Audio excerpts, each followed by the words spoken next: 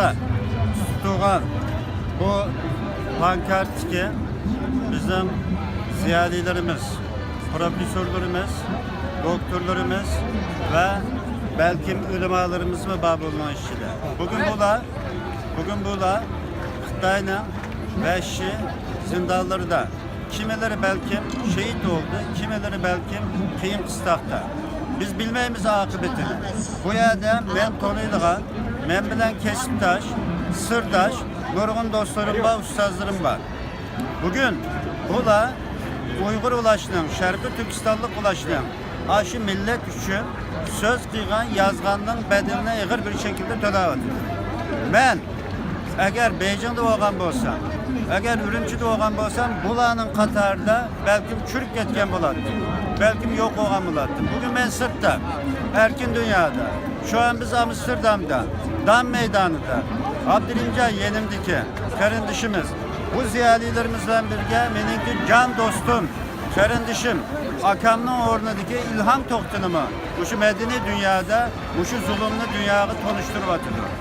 Bugün benim sözüm, erkin dünyada yaşavatkan, ısık öylerde oturuvatkan, hizmetlerini kılıvatkan, başını seydavatkan, doktorluk unvanı boğan ziyaliler karta.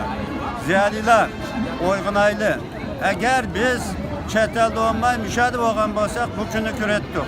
Bugün biz sırtta bunlar için nemi kılıvatımız, nemi kılalayımız, bunu oylanışımız gerek. Biz kılalayılan nurgun işler var.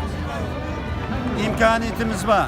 Etrafımızda hemimizden yaşavatkan devletlerdeki milletler arasında network'ümüz var. Lobicilik kılalayımız, kelimemizle yazalayımız ve yanı kılalayılan nurgun işlerimiz var. Siyasi sahnedeki, meydanlardaki Abdülhamcan'a okşaş derneklerdeki, vakfilerdeki ademlerge biz fikir işlep çıkaralayımız, ulanı kollayalayımız. Sırt tuturup tenkit kılmak asan. İşin kiriş gerek. Bizimki başka vatanımız yok Şərqi Türkistan'dan başka. Biz dünyanın hayır yasak yaşayla, kanda rahat kösek köreyle, çırağımızda bir kıl sulgulluk var. Çünkü biz vatanımızdaki uruk tıkallarımızdan, ağaç sınırlarımızdan haber alanmaklık. Ulanınki nomusunun şerifini koğdayanmaklık.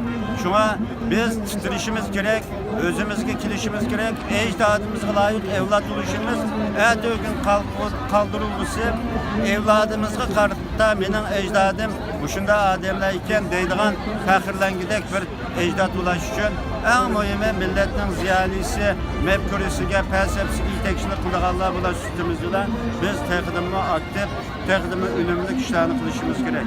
Rahmet.